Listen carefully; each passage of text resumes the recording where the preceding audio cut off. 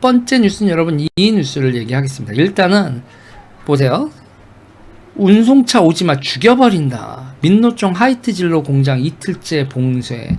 용차 운송 차량 들어오지 마라. 용차 들어오면 네 엄마 개다. 여기서 죽자. 죽여버리겠다. 예, 여러분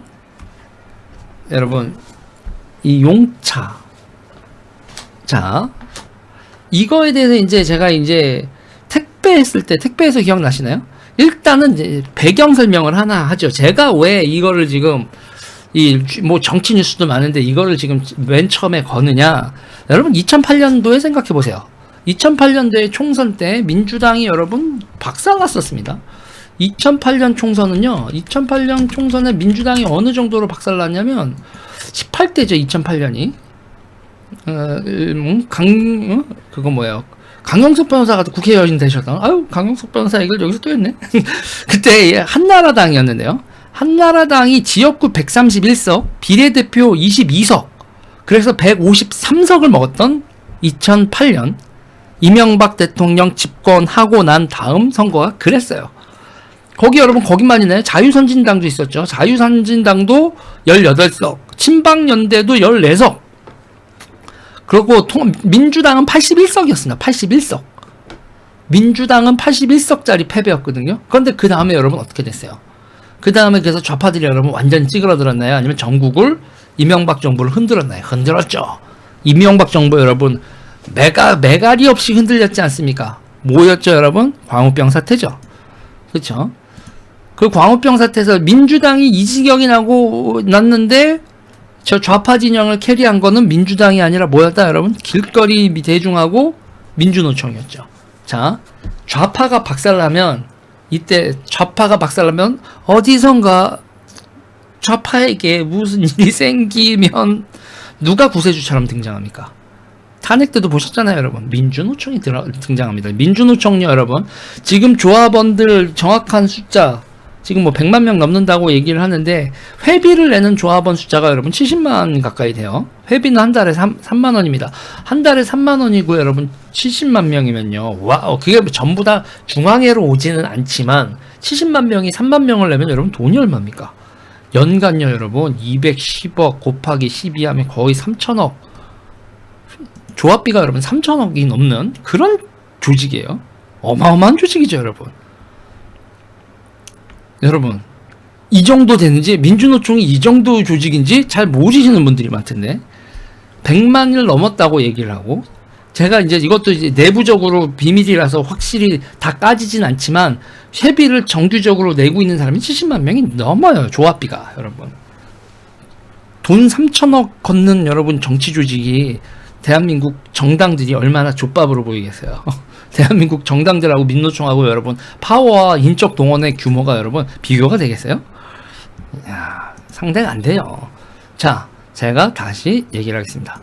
일단은 요번에 윤석열 정부는 민주당이 적골나고 내전에 빠져 있는 상태에서 전국의 상대는 이제 민노총입니다.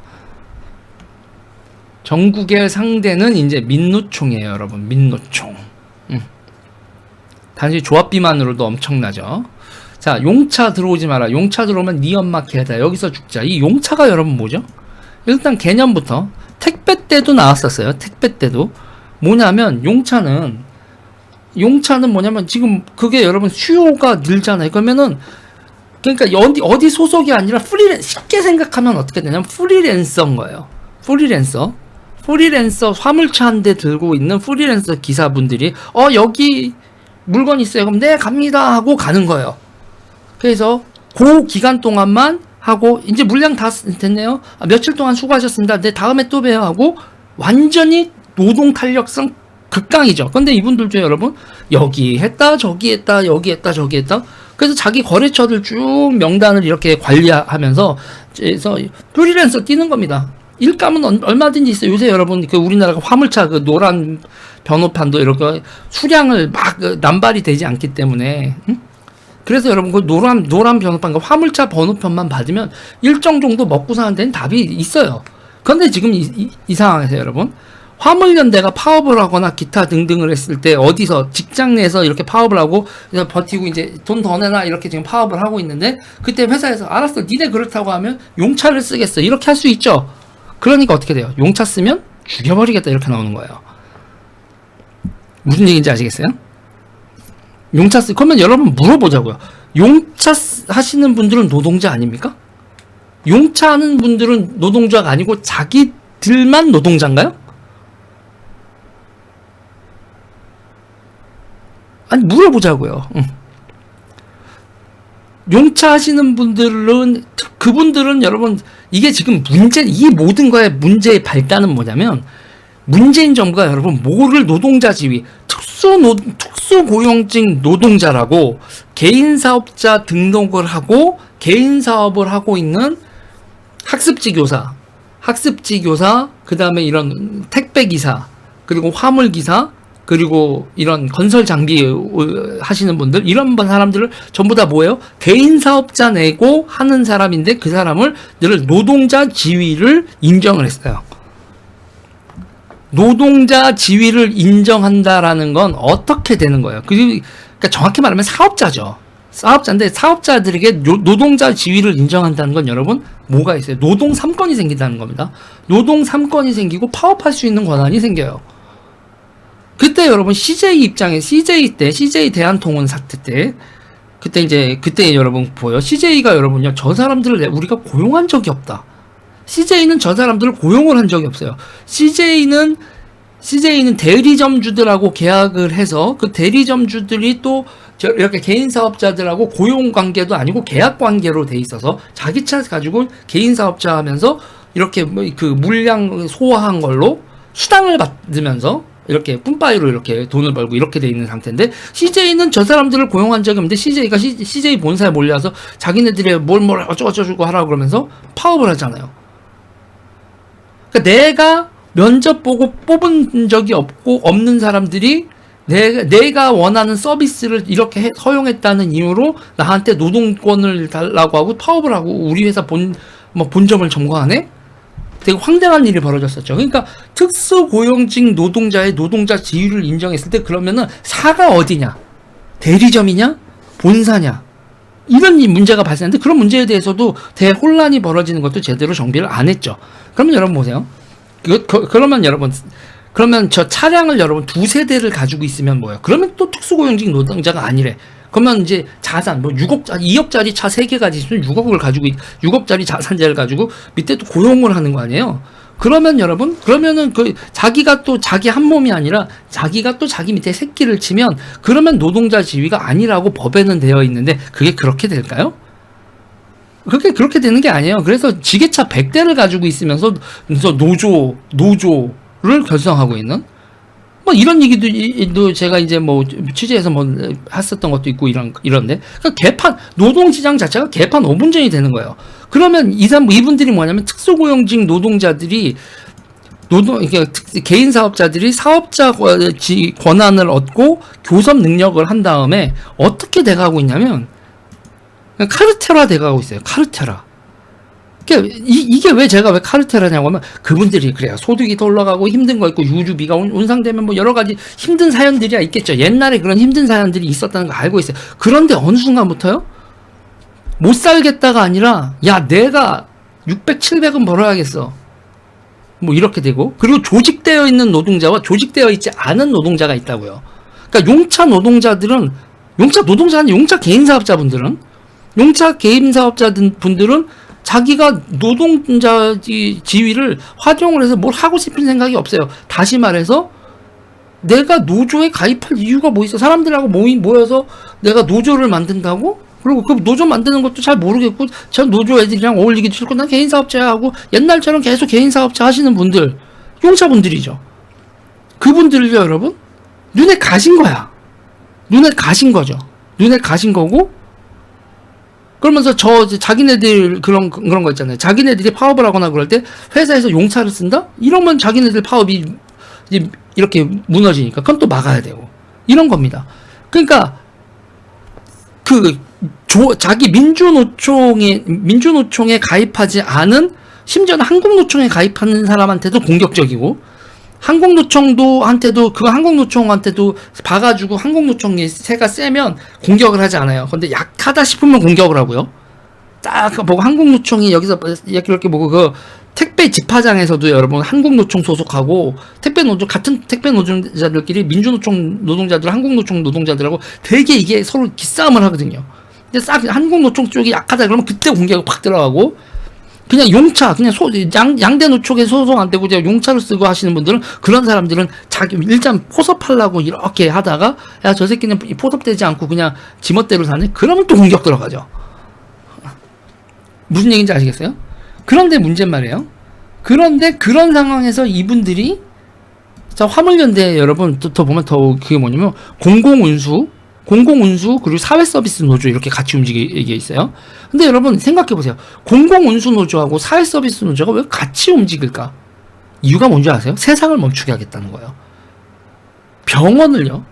병원을 멈추게 하고 물류를 멈추게 하면 여러분 얼마나 우리가 괴롭겠습니까? 그럼 자기네들이 그러니까 업종 관계성이 아니라 투쟁력을 극대화해서 동시 파업을 했을 때 사회가 먹을 데미지를 가장 크게 하는 방향으로 조직을 합니다. 그래서 연대 투쟁 뭐 어떻게 발생할지는 모르겠지만 일단은 여러분 화물연대가 이쪽에서 움직이기 시작한 건다는 건 그 다음에 어디가 움직인다는 건가라고요 여러분? 공공의료노조 화물연대가 먼저 움직이면 그 다음엔 어디가 움직입니까? 병원이 여러분 대병원 노동조합이 되어 있는 그쪽이 같이 움직여서 사회를 흔들어 버리기 시작한다. 일단 이 사람들이 이렇게 흔든 다음에 또 뭐를 한다고요? 뭐 광우병이 됐건 효선이 미선이가 됐건 뭐가 하나 세워놓고 우르르 몰려나오고 그 야권 지지자들 있죠? 뭐 친노 지금은 이제 뭐 대깨문 뭐 내지는 저게 뭐예요? 그러니까 저쪽 일단은 이렇게 민주당이 내분이 나 있는 동안 민주노총이 바깥에서 계속 투쟁을 하고 그러니까 민주당의 내분이 어느 정도 정리가 되면 민주당 지지자들을 다 끌고 나와가지고 길바닥에서 드러눕는 일을 저 사람들은 곧 벌이게 돼요. 이해가 되셨나요? 그리고 지금은 너무 덥죠 여러분. 이제 더워지죠. 이 사람들은 또 계절 탑니다 여러분. 시위에서 중요한 변수 중에 하나가 날씨와 계절입니다. 9월이요. 9월에서 10월쯤에 길바닥에 나오기 위해서 여러분 빌드업 중인 겁니다. 그리고 죽여버리겠다. 이런 걸 여러분 이제 문제는 뭐냐면 윤석열 정부의 공정과 상식, 법치 첫 번째 도전이죠. 죽여버리겠다. 민주노총 화물연대 노조원들이 이틀째 파업을 벌이고 있는 경기도 이천 하이트 진로 이천 공장 앞에 험악한 말이 쓰인 수십 개를 펄럭이고 있다. 죽여버리겠다. 이게 여러분 윤석열 정부의 1차 관문이죠. 저는 국민의힘이 이들과 싸울 수 있는 준비가 전혀 안 돼 있다고 봅니다. 왜냐하면 여러분 또 누구 특정인을 제가 한다고 뭐라고 그러는데 근데 그 특정 정치인을 제가 그러니까 스윗하다고 싫어하는 이유 중에 하나가 이런 법안이 통과되거나 노동 정책을 할 때 보수 정당이 저거랑은 아니야라는 전선을 펴야 되는데 그 전선이 예전역에 무너졌고 so sweet. 심지어는 프레시안 같은 데서도 노동 정책은 보수 정치인 저 사람이 제일 낫다 이럴 정도로 여러분 so sweet한 한 분이 계셨고 이 노동 정책인이 이런 거에 대해서 이미 우파는 전선을 형성하기에는 우파내 그 정파 개파가 없어요. 민주노총과 맞서는 투사 생각나는 사람 있으면 얘기해 보세요. 없어요. 대장급에서 그 사람과 그 사람이 이끄는 일군의 국회의원들이 민주노총이 저럴 때마다 막아서는 사람이 있냐? 없습니다. 저러고 있는 거에 대해서 저 사람들을 약자에게 잘해줘야 돼 내지 노동 3법 뭐 해줘야 돼 뭐 기타 등등해서 스윗하게 접근하는 사람들이 진짜 많고요. 그러니까 대한민국에 우파 정당이 없다 이런 얘기가 나오는 거죠. 자 일단 1라운드 시작입니다. 1라운드 시작이고 윤석열 대통령은 어떻게 맞서고 경찰력을 어떻게 쓸지 그리고 저들은요 경찰 15만 명 경찰 할 일 많잖아. 우리가 시위하고 뭐하고 할 때 경찰 몇 명까지 우리한테 나오나 보자. 3만 명? 여기저기서 전국 곳곳에서 확 시위를 벌려서 경찰력으로 막을 수 없을 정도까지 시위를 하면 그럼 어떡할 거야? 군대 끌고 올 순 없잖아. 그러면서 경찰력에 부하가 걸릴 때까지 시위를 밀어붙여서 경찰들 옷에서 옷 못 갈아입고 신내가 나게 만들고 경찰력으로 민주노총을 진압할 수 없다라는 걸 보수 정부가 느낄 때까지 밀어붙일 겁니다. 자, 윤석열 행정부는 그리고 국민의힘은 이거에 어떻게 대응할 하실지, 저는 이런 거에 대한 준비를 해야 된다 뭐다라는 얘기는 이미 여러 사람한테 했는데 귓구녕으로도 듣지 않던데 당신들이 어떻게 하는지. 이명박 때 벼슬 했었던 사람들 다시 윤석열 정부에 벼슬을 하고 있는 사람들 많은데 그때 무능했던 사람들이 과연 반성을 하고 다시 전선을 제대로 칠 수 있는지 또다시 삽질을 하는지 구경을 하겠습니다. 저는 다시 말하지만 여러분, 제 노선은 분명하고 제 노선 상에서 국민의힘을 빨아줄 생각이 절대 없어요. 니네 어떻게 하는지 지켜볼 거야. 이 얘기 여기까지 하겠습니다.